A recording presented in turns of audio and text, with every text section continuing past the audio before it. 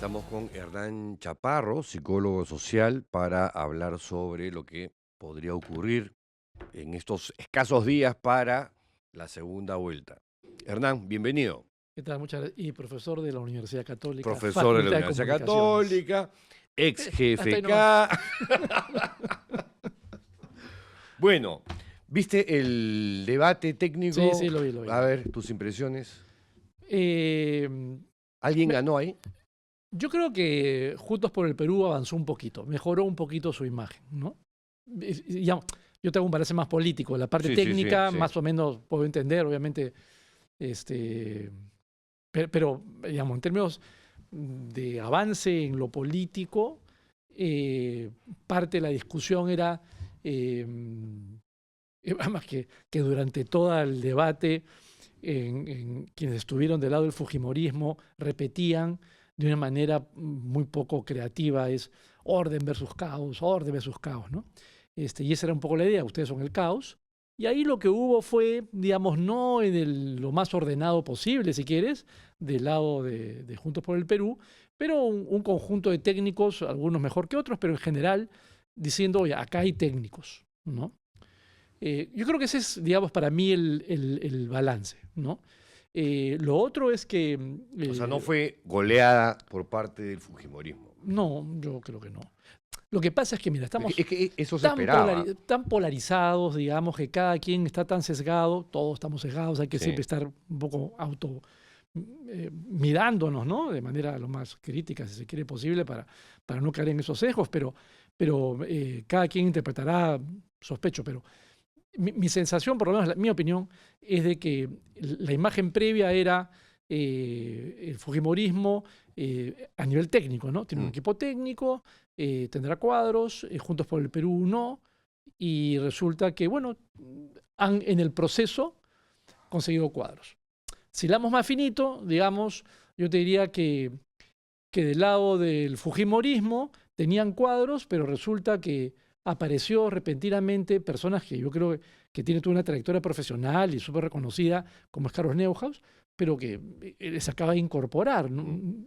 Corríjame, pero pensaría que no ha sido él parte del plan de gobierno. O sea, lo acaban de incorporar O como sea, producto de alianzas, me él imagino. es del Partido Popular Cristiano, Sí, ¿no? bueno, y era que abra el que Sí. postulaba.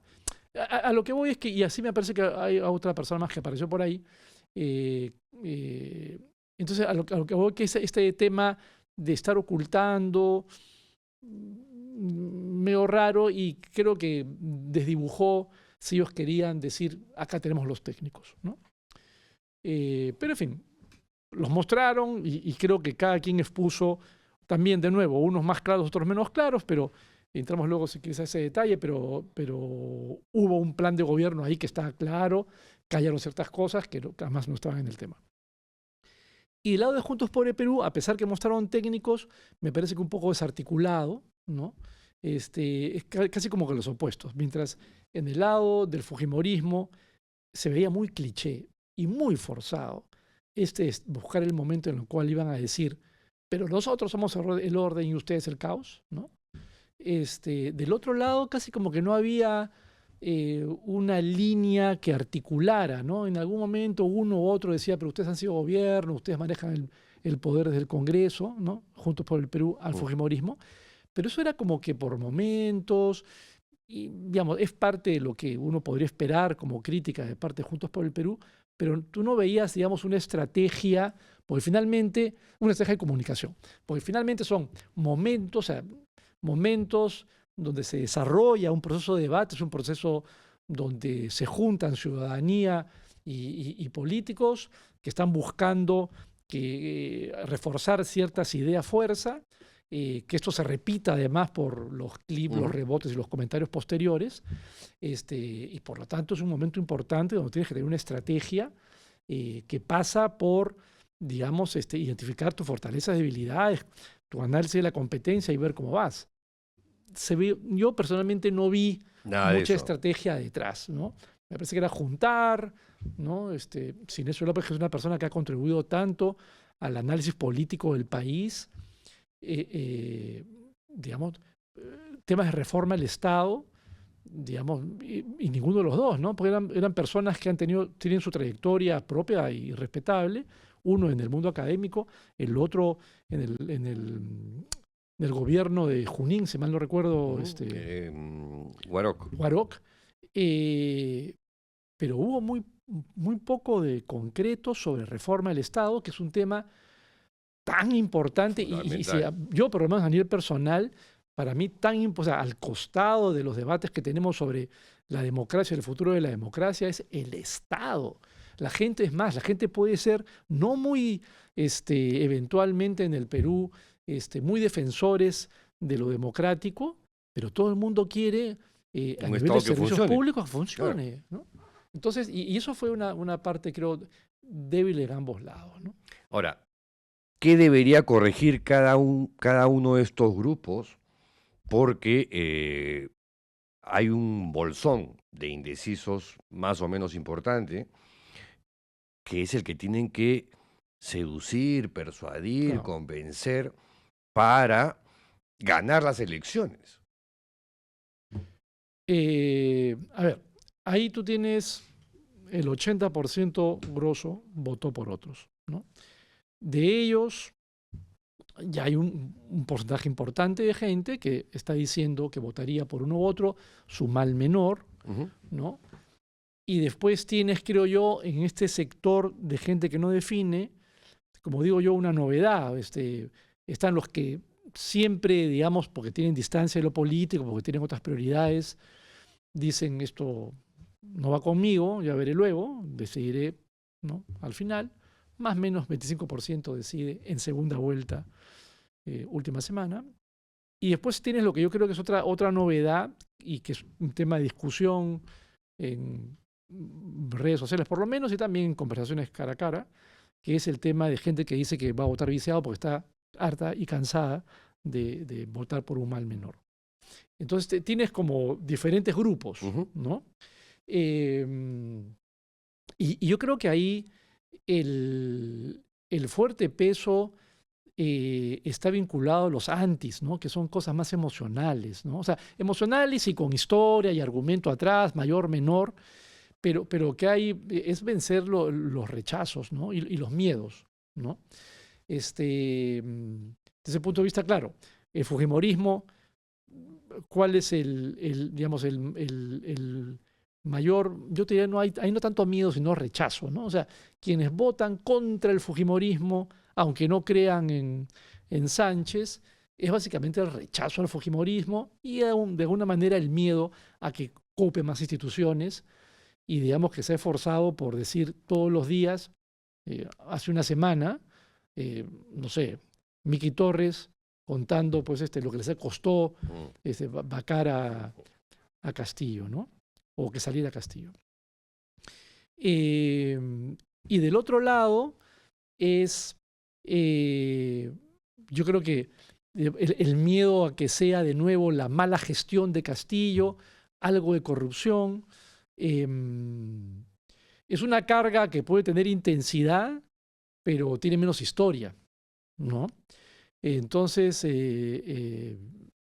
yo diría que el reto del fujimorismo es más complicado.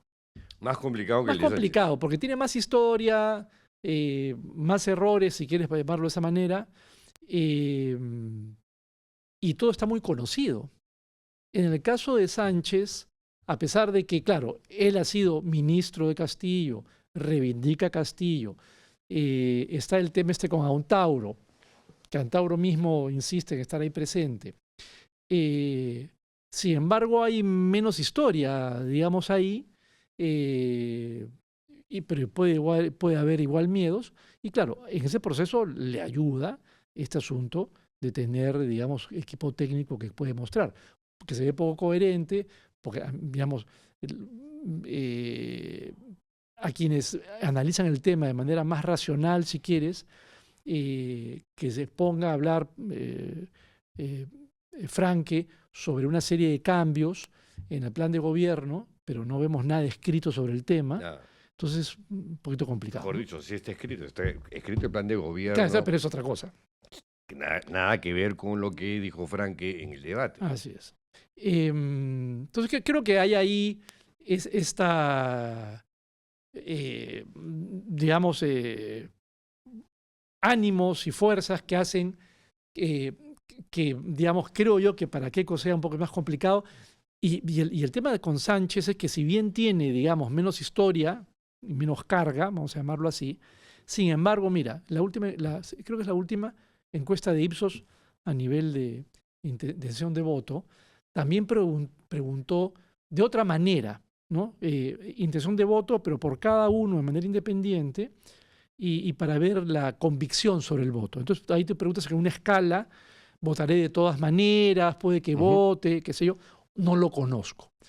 La encuesta que hizo Ipsos a comienzo de abril tenía un 30% de gente que decía, a Sánchez no lo conozco, ¿no? Esto es pocos días antes de la primera vuelta. Sí. Pero, digamos... Y ahí los dos están... El que quedó...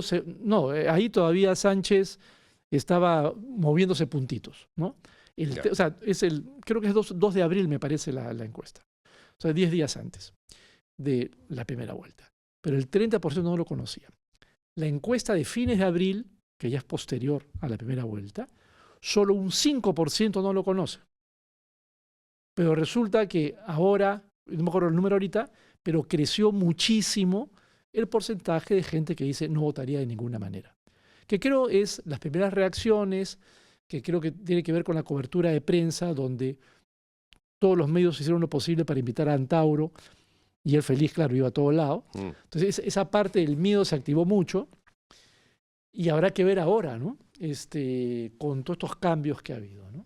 Ahora, el sesgo de los medios de comunicación tradicionales es más o menos evidente. ¿Eso favorece la candidatura de Keiko, perjudica la de Sánchez, favorece la de Sánchez? ¿Cómo ves ese fenómeno que se da cada 5 años? Sí, claro, sí, pero lo nuevo hoy es que, digamos, hace 5 años el sistema de medios ya estaba fragmentado, pero no tanto como ahora. Mira la noticia de estos días del comercio en venta por cifras que son, si son esas las cifras, irrisorias, ¿no? Respecto a lo que les ofrecieron hace unos años. Entonces, hoy el sistema de medios ha cambiado aceleradamente.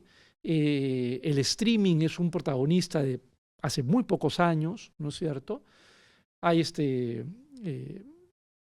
pensador de las comunicaciones, Scolari, que habla de la hipermediación. O sea, hay gente que está viendo, ponte el debate, está viendo el debate, y seguramente ha pasado a ti. Estabas viendo el debate, estabas chequeando alguna red social, estabas charlando con amigos, tú estás en varias pantallas a la vez, ¿no es cierto?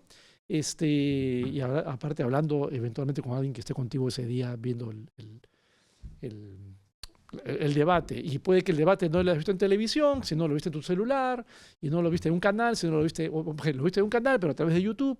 Entonces, toda esa, digamos, fragmentación de los consumos y la forma de vincularte con los medios hace que el impacto sea mucho menor, ¿no?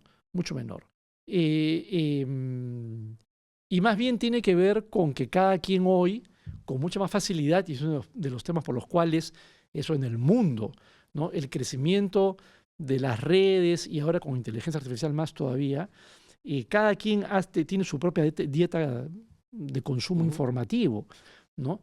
Y eso hace que tú mismo te crees tu propio entorno y básicamente escoges a partir de lo que dialoga más contigo. Entonces yo te diría que eso básicamente en síntesis lo que hace es reforzar, digamos, patrones previos y fragmentar más. O sea, uno de los motivos por los cuales el voto en el Perú es tan fragmentado tiene que ver mucho con la pésima calidad de la oferta política, con las leyes que el fujimorismo y otras bancadas promovieron para evitar las PASO y demás acciones, pero también otro elemento más es la realidad del mundo comunicativo hoy, cada vez más presente, la cantidad de tiempo que pasamos acá frente a la pantalla chica, digamos, al formato vertical, como dicen ahora, ¿no? Es fuerte, ¿no? Es fuerte. Y eso va configurando una forma de relacionarte con lo público, digamos, diferente, ¿no? Ahora, súmale a ello esta prohibición para mí absurda de no divulgación de encuestas una semana antes de las elecciones, que me parece desfavorece al elector. Y no es Que real. O sea, no tiene... no tiene asidero. Y no tiene consecuencias reales porque la verdad que las encuestas terminan Ah, sí, circulando. tal cual. Claro, pero también se presta para que inventes así es. un resultado que no es, sueltas una fake news para que, digamos, el electorado menos informado diga, oye, ¿esto es verdad? Me voy por acá. Sí, porque además, digamos, lo que ocurre es que, claro, uno con sus sesgos, y sobre todo la gente que está menos metida en lo político, el día en el que ya está votando, claro, ahí se concentra la atención. Tú ves, mientras vas paseando por las pantallas, un titular de una encuesta inventada, ¿no? Y si dialoga con tu propia forma de ver las cosas, ¿Le crees? ¡Pum! La compartes en 3 segundos, ¿no es cierto? En un segundo. Y cero, así es, y cero análisis de lo que estás ahí compartiendo. Sí, mira, hubo un proyecto promovido, no estoy seguro si por la Comisión de Constitución, pero por el Fujimorismo, para que se pudiera difundir encuestas hasta 3 días antes, ¿no? Pero esto fue una propuesta que se dio cuando ya estaba iniciado el calendario electoral, entonces, y no había, pues, estaban esperando a ver si con los plenos se pedía que se les excusara de que no se puede ya cambiar nada dentro del calendario electoral, pero ya ni se discutió y ahí ha quedado, ¿no? Será eventualmente próximas elecciones. Ahora, este latiguillo que se suelta como mantra en redes, en chats, si votas viciado, vas a favorecer a Keiko.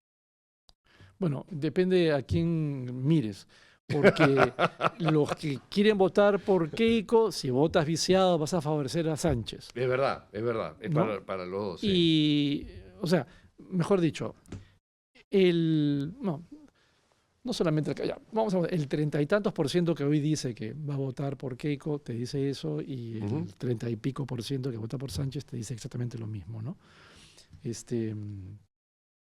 Bueno, eso ocurre digamos, con los resultados tan apretados, ya es un clásico. Lo que pasa es que yo insisto, hoy hay un referente, una voz ahí, llámale Marisol Perestello, Nieto, ¿no? Que tienen más peso político, porque también ha salido Carlos Álvarez a decir lo mismo, pero la verdad que su incursión en política es menos consistente. Sí. Pero hay gente que te dice, no, mira, y viciado, y claro, mejor o peor argumentado, la verdad, es cierto, pero es una opción porque queremos ser, como políticos, críticos a quien salga. Yo creo que ese es, digamos, para comenzar, creo que es un tema terrible para todos, ¿no? Tener que estar escogiendo por opciones que son finalmente dolorosas, ¿no? Porque no es tu primera opción, ¿no? Uno. Dos, creo que como partidos políticos, en el caso de Partido Buen Gobierno, Nieto, a mí me parece que es lo lógico, como partido, ¿no? Que tiene costos, pero quienes salieron a apoyar y son políticos que han buscado hacer carrera política, a decir voto por Keiko, tapándome la nariz, se los machacan el resto de su vida política. Verónica Mendoza, que salió a decir o salió a apoyar a Castillo en su momento, o a PPK en su momento, ha ido en la práctica disminuyendo su capacidad de convocatoria de política, tan así que han postulado otros. Entonces, yo creo que, digamos, alguien que está buscando construir un partido político, y yo siempre digo buscando, porque por ahora, o sea, si la mitad de tu voto lo conseguiste la última semana, no eres un partido político, ¿no? O sea, mejor dicho, no tienes capital político seguro, estás ahí construyéndote, Sí. ¿no? Entonces Estás tienes empezando. mucho, estás empezando, estás mucho por construir y hacer, y además muy concentrado en Lima, en el caso de Nieto. Tienes que trabajar mucho lo que es regiones del interior y conectar con esos reclamos de la gente. Hay que trabajar mucho en fortalecer tu partido hacia adentro, a tus bancadas. Y en ese proceso me parece mejor, digamos, eh, tomar distancia de ambas posturas, con los costos que esto tenga. Ya a nivel ciudadano, yo creo que también es una opción. O sea, finalmente uno puede decir, ¿sabes qué? Yo voy a votar viciado, o creo que tú has dicho que ya Yo no pienso ir a votar. ni votar, porque finalmente es una expresión, digo yo, ¿no? Un resultado donde definitivamente no va a haber pues 2/3. Eso es un cuento, ¿no? Pero un resultado donde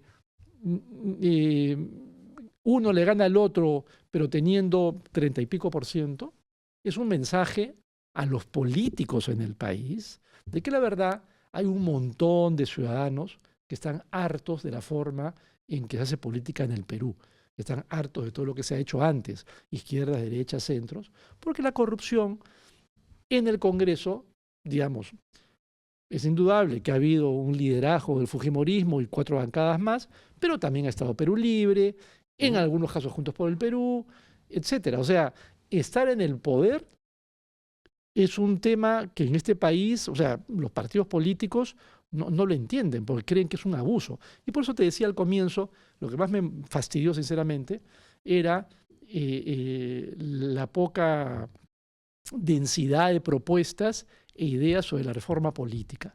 Porque el Estado se ha convertido en un botín de izquierdas, centros y derechas, ¿no es cierto? Y si no tienes ninguna idea de qué vas a hacer con el Estado, es porque estás pensando que el Estado va a seguir siendo un botín, ¿no es cierto? Para poner tu gente, tus ministros, tus funcionarios, y que no vas a hacer nada. Servir, o la gente que está por servir, es el 1% de los funcionarios públicos. Cuando la meritocracia, ¿no?, que es lo que uno esperaría que haya el máximo consenso, es lo que está absolutamente tirado en la esquina. La meritocracia la han pulverizado Así en es. los últimos 10 años. Entonces, y lo vinculo esto con el tema de que un voto viciado, que no llegará a los 2/3, pero que lo que les dice es a quien gane, esperemos que hagas cosas, creo que tiene un sentido, ¿no? Ahora, en un hipotético escenario, absolutamente factible creo, de que gane quien gane, Fujimori o Sánchez, triunfe por un margen muy estrecho, ¿qué cosa crees tú que puede pasar? Porque la chía de fraude puede ser de uno o del otro lado. Sí, bueno, quien ya tiene tradición es el fujimorismo, ¿no? Es más, o sea, ya salieron con el tema de tienes que filmar el acto de conteo, ¿no? Lo cual ya indica que hay un ánimo ahí, digamos, de estar gritando fraude de cualquier cosa o sospechar de todo. Porque, digamos... Salvo si gana ella, que es lo que ha dicho ayer. Si gano, espero que se respeten los resultados. Sí, seguramente. Claro, si no gano, es lo que no ha dicho, Sí. no sabemos Mira, qué va a pasar. en el caso claro, en el caso de que digamos, reacciones del lado de Sánchez, digamos, sinceramente no tengo una opinión formada ahí. Es cierto que, y es increíble, ¿no? Pero los limeños pues nos miramos el ombligo todo el día, Sí, ¿no? todo el día. Ya, todo entonces, el día. salió López 24 Aliaga, horas. ¿no? Desde una semana antes, 2, 3, no sé, semanas antes de decir acá hay fraude, fraude, fraude. El mismo domingo, desde las 8 de la mañana, ¿no? Ojo Público lo ha demostrado, ¿no?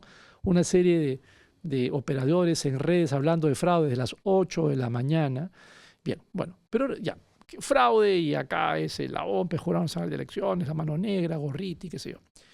Pero yo vi unos reportajes que había en Cusco donde la gente decía, acá hay fraude, pero fraude del fujimorismo, ¿no? ¿Cómo puede haber salido esa señora Fujimori primera? Yo no creo que esas elecciones, ¿no es cierto? Y seguramente, pero una cosa más emocional, si quieres, pero seguramente te podrías encontrar con alguien que podría argumentar, oye, pero si todo esto de acá ha estado dibujadito desde la Comisión de Constitución para fragmentar el voto, para crear este Senado todopoderoso, o sea, digamos, podrías argumentar más también. Eso no es fraude, ¿no es cierto? Pero es un proceso, digamos, sesgado, ¿no? Pero yo pensaría que más allá de eso no va a ir lo de Sánchez. Y yo siempre me niego a creer que la historia se repite, ¿no? Entonces siempre en mi cabeza tengo instalada la posibilidad. Se repite. No, sí, más o menos, más o menos. Yo creo que siempre Pero, hay que tener los ojos abiertos ya. a ver que haya variantes sobre el tema, ¿no? Porque, por ponerlo de una manera, ahora, por ejemplo, el drama del fraude comenzó en primera vuelta. Ujú. Y es verdad que en el 21 López Aliaga también habló de fraude, ¿no? Pero en general él siempre polariza, pero ya habló de fraude, pero no le duró mucho el tema, no tenía, digamos, muchos argumentos. Pero claro, esta vez, digamos, si quieres, se repitió, pero con 7 vueltas adicionales, digamos, ¿no? Con marchas por la democracia, con comunicados de grupos empresariales, medios de comunicación. Lo cual le quema un poco la política al discurso del fraude para la segunda vuelta. Porque, digamos, hay un sector, digamos, que se ha quedado con ese discurso. Es más, creo que la salida a la conferencia de prensa de López Aliaga para que su partido, no él, sino, o sea, pero que el mensaje sea finalmente, vamos a votar, mejor dicho, no vamos a votar por el comunismo, léase, no vamos a votar por Sánchez, él sigue con ese rollo, el que tenía que con Fujimori el 21, que ya ni siquiera Keiko lo tiene, y, digamos, dando el mensaje que votarían, sin decirlo, por Keiko Fujimori, es porque había un sector de gente que votó por Renovación Popular que estaba pensando votar viciado, como protesta frente al fraude general de todo el proceso, ¿no? A lo que voy es que este discurso de fraude, en la medida que también llega a los extremos que lo ha llevado López Aliaga, también se deteriora un poco, a eso me refiero, ¿no? Y que por lo tanto, para hablar de fraude y que la primera inclinada o sospechosa, si quieres, sería el fujimorismo, ya va a tener que argumentar un poquito mejor, ¿no?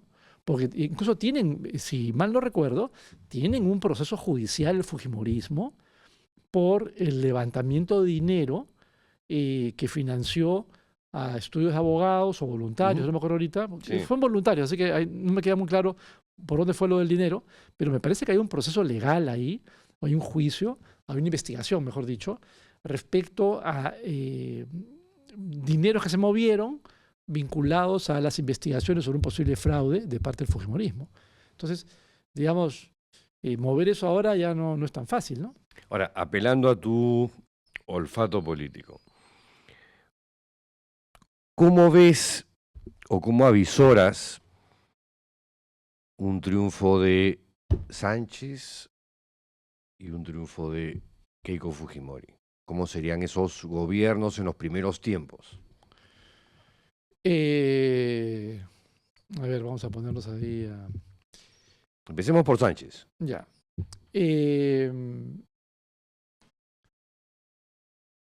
Las preguntas que me vienen. ¿Cuánto le va a durar unida la bancada? ¿No? Porque, digamos, de nuevo, ¿no? Es una coalición, diferentes grupos, va a primar un gabinete técnico, un gabinete que siendo de izquierda o centroizquierda y se podrá hacer un gabinete donde estén los mejores por sector, o va a terminar primando el cuoteo que estuvo presente con Castillo, ¿no? Yo te diría que es una primera pregunta que me haría, ¿no? Porque Y ojo que estamos hablando de un presidente vacable, para ponerlo en esos términos. vacable, pero bueno, lo cual, ya, pero bien que me lo recuerdes, en el sentido de que lo cual implica que va a tener que negociar con el Congreso si es que no quiere ser vacado, ¿no es cierto? Lo cual podría darle ciertos meses de primavera y a ver tú qué haces, y si no, en la medida que comienza a haber problemas, claro, mientras más débil eres, más te van a pedir y tienes más posición de debilidad, ¿no? Salvo que, esto fue una idea que le escuché a Rosa María en su programa, salvo que Sánchez convenza a su vicepresidenta y su otro vicepresidente en la plancha y les diga, yo juramento y ustedes acto seguido renuncian a la primera vicepresidencia y a la segunda vicepresidencia, con lo cual solamente queda él en pie. Y si hay un intento de vacancia, Se convoca a elecciones se generales. tienen que ir a elecciones de todas maneras. Sí. Lo cual, acuérdate que ese debate no está sellado, porque cuando hubo esa discusión, creo que fue con Vizcarra o con, no me acuerdo ahorita si con Dina Boluarte, pero hay quienes todavía dicen que si no generales, solamente de presidente, que el Congreso no, ¿no? O sea, ahí habría seguramente todo un debate. Ya. Pero no, yo, digamos, dudo que haga algo así, porque sus vicepresidentas, que son además dos mujeres, yo creo que pueden permitirle a él cierto peso político, más bien, y respaldo político en el país. Entonces que le suman más siendo Sí, activas yo que, creo que digamos, sí, yo creo que sí. Además, renunciadas. así es. Y además, una de sus vicepresidentes ha sido una activista Curo, ¿no es cierto? Una activista en todo el proceso, digamos, de reclamos por las muertes en el sur. O sea que, digamos que creo que el mensaje ahí no estaría muy bien direccionado, ¿no? Cuando justamente lo que, bueno, hablando de qué medidas tendría, asumo que trataría, digamos, claro, es verdad que el Ministerio de Justicia no puede entrar, es un tema del Poder Judicial, la Fiscalía, pero podría, digamos, por lo menos políticamente invocar a que esos juicios tengan el curso adecuado, pedir a la Fiscalía que, digamos, aunque no es exactamente sus funciones, ¿no? Y yo creo que lo que tendría que dar son mensajes claros, si seguimos con Sánchez, de que la inversión privada, porque ahí cuál es el gran cuco, que la inversión privada se va a parar. Entonces tendría que dar mensajes claros. Que se va a estatizar. Claro. Y que se va a cambiar el capítulo económico. Claro, de la y que por eso su gran problema. Una asamblea constituyente. Así es. Y por eso su gran problema es que no digan Antauro, claramente. ministro del Interior. Claro. Sí, bueno, eso ya es la parte de novela turca. Pero respecto a la inversión privada, porque con Castillo pues hubo gente que sacó plata, vendió departamentos y mil dramas, tendría que haber un mensaje claro respecto a la inversión privada. Si es que, digamos, la presencia de Frank ahí tiene un sentido. Es más, el otro día lo escuché en una entrevista donde Pedro Franque hablaba de hacer una revisión de lo que es obra por impuestos para que las exenciones tributarias que hoy tienen las empresas en agroindustria se modifique para que paguen lo que tienen que pagar, que es un sector que viene creciendo, no necesitan ya ayudita después de todos los años que han tenido, pero que más bien se les permita, que ahí sí no entiendo, es un tema más técnico, pero aparentemente hoy no podrían estar haciendo obras por impuestos, tema que ya no conozco tanto, pero Frank lo que sugería en concreto era medidas para la agroindustria para que vía mecanismos de obras por impuestos, hagan obra local, ¿no? Y que desde ese punto de vista tenga más sostenibilidad sus proyectos. Cosas de ese tipo es lo que uno esperaría que hagan de cara a la gobernabilidad, ¿no? O sea, Porque su mayor generar miedo es lo tranquilidad. económico. O sea, el Por eso mayor miedo es ahí qué van a hacer en lo económico. tendrían que generar tranquilidad, En lo económico en particular. en lo económico en particular. Así es. Keiko Fujimori. Bueno, tendría que generar tranquilidad en particular respecto al Poder Judicial. Es lo mínimo que uno pensaría al inicio, por las declaraciones sobre las cuales Keiko no ha dicho absolutamente nada, por lo menos yo no he escuchado nada, del señor Rospigliosi, ¿no? Que ha ofrecido barrer el piso con el Poder Judicial, Sí. ¿no? Entonces, y como hay un proyecto de reforma del Poder Judicial en el Congreso, que de manera más sofisticada lo que busca es cambiarlo todo para poner a mi gente, porque ese es terrible, porque ese es el gran problema, ¿no? Que lo que pasa, por ejemplo, con estas leyes pro crimen.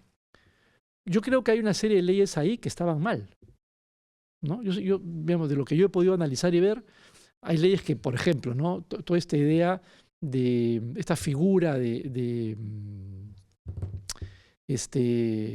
se llama? El cuerpo criminal, ¿no? La palabra no es exactamente así, sino una Organización criminal. organización criminal, ¿no? Creo que se usó de manera exagerada en muchos casos, pero la solución, o sea, hice un poco muchas veces la lógica en lo que ha venido pasando en el gobierno, ¿no? En el Congreso. Hay un problema. ¿Qué es el gobierno? Hay leyes y si no, que lo digan los aviones que acaban de comprar. Hay leyes que están con problemas y la solución que encuentran es una que favorece a personas con nombre y apellido. O sea, en lugar de corregir para el bien de todos, las corrigen para solucionar pequeñas vendetas o aprovechar la coyuntura de poder que tienen.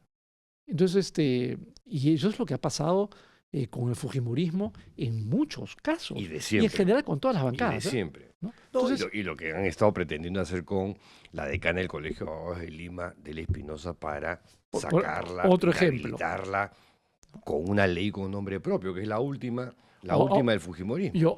O ahora todo un tema con las pensiones de las Fuerzas Armadas, me parece. Igual, ¿no? Ah, o sea, correcto, ya. correcto. Sí, pues es que eso es un poco, por ejemplo, en el debate técnico, claro, no tocaba temas vinculados a justicia y derechos humanos, de algún modo está presente en el debate entre los candidatos presidenciales, y ahí a ver qué discuten y dicen, porque, digamos, el fujimorismo plantea y ofrece estabilidad económica, pero ni una sola palabra de todas las modificaciones que han hecho de la Constitución, de todos los cambios que han hecho para favorecer sus propios intereses, de eso nada, ¿no? ¿Con cuántos puntos de diferencia debería ganar Fujimori o Sánchez para que haya cierta certeza de que acá no hubo fraude ni nada que se le asemeje? Así como están las cosas, mira, cada punto son más o menos grosso 250.000 votos. ¿Ya? O sea, con un par de puntos, sufi, ¿no? Un par de puntos y se acabó la incertidumbre. Sí. O sea, final, ¿no? Sí. Ahora, digamos, vamos a tener de nuevo a Ipsos y a Datum. No estoy seguro, no he escuchado boca de urna, pero entendería que si van a hacer conteo rápido, como mínimo. Imagino que también boca de urna, eso de la verdad que ahí no estoy seguro. Pero el boca de urna es más azaroso, porque tiene, en fin, todas algunas distorsiones que ya se ha conversado bastante sobre el tema. Hay 2 puntos, digamos que sería como que lo mínimo. Lo ¿no? mínimo. Lo mínimo, 3 sería mejor. Ya en el conteo, digamos, de mesa, creo que ahí la diferencia de 2 puntos, más por un tema político, más que por un tema técnico, ya, digamos, cierra el debate, ¿no? Ahora, pregunta final. Gane Fujimori o gane Sánchez. ¿Qué cosas podrían eventualmente provocar un estallido social, porque la polarización está ahí todavía contenida. Sí. A ver, en el caso que gane Sánchez, un poco como tú mencionabas, em, yo creo que estas cosas son muy poco creativos, ¿no? Entonces, vamos a tener seguramente cámaras persiguiendo a Sánchez a ver si les liga un zarratea, ¿no? Y cosas de ese tipo, ¿no? O sea, viendo la posibilidad de que haya casos de corrupción de parte del presidente, de parte de los ministros, ¿no? Eh, para bien, ¿no? O sea, digamos que la labor de la prensa es Sí, claro. fiscalizar, así que a buena hora. Pero, digamos, si hubiera denuncias de ese tipo, eso podría generar eh, investigaciones y pedidos de algún tipo de sanción. Pero, digamos, sospecho que eso pues no va a ser lo inmediato, ¿no? Algún tiempito se dejará que actúen y a ver si cometen algún error, ¿no? Ese es el caso de Sánchez, es lo primero que se me ocurre en este momento. Y los nombramientos, ¿no? Pero esos pueden ser cuestionamientos menores. Creo que el tema mayor es temas de corrupción a ese nivel. En el caso de Fujimori, creo que pueden ser reclamos más desde abajo, ¿no? O sea, eh, eh, digamos, la gente en el sur que tiene un montón de reclamos vinculados, por lo menos dos. Uno, que con todas las muertes que siguen ahí, la fiscalía dándole largas, y que la gente con todo derecho sigue pidiendo justicia. Y lo otro que ha sido el patrón de la movilización social, política en los últimos años, que son movimientos alrededor de proyectos mineros, porque digamos con el fujimorismo en el poder, por ahí a alguno se le ocurre de que el mensaje es que entonces vamos a reactivar todos los proyectos mineros que están ahí paralizados, todos seguramente del lado de la minería dirán que tienen todas las licencias y del lado de la ciudadanía en algunos casos sí, en otros no, y quién sabe, eso puede ser motivo de conflicto, se me ocurre más o menos por ahí alguno, ¿no? O alguna otra reforma vinculada a temas laborales, donde muchas de las movilizaciones de jóvenes en los últimos años han estado vinculadas al bolsillo, ¿no? Que los han activado, luego se han desmovilizado, y es una especie de identidad que está ahí, una organización que está ahí, pero que, digamos, se moviliza en diferentes momentos, pero donde ha tenido más fuerza y es cuando les tocan el tema laboral, el bolsillo, la empleabilidad, que es un tema delicado para cualquier joven. Ultra sensible. Y que, digamos, por ahí también podría haber problemas y dificultades, ¿no? Mi querido Hernán, muchísimas gracias por tu tiempo, por compartir estas aproximaciones, creo que bastante sensatas sobre lo que puede pasar ahorita y después de las elecciones. Sí, ahí hacemos futurología. Fue Hernán Chaparro, psicólogo social y profesor de la Universidad Católica.